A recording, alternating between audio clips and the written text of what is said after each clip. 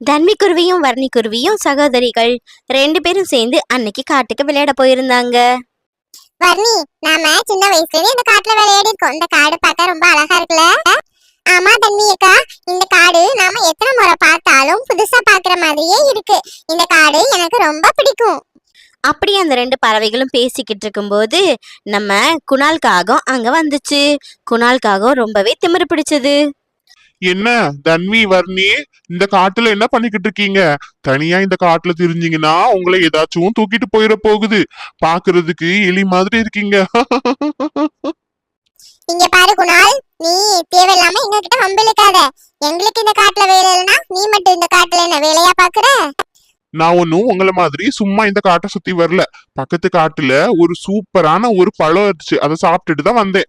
அந்த பழம் அவ்வளவு ருசியா இருக்குன்னு சொன்னா நீ சாப்பிட்டுட்டு மட்டும் வந்திருக்க மாட்டியே, நிறைய எடுத்துட்டு வேற வந்திருப்ப.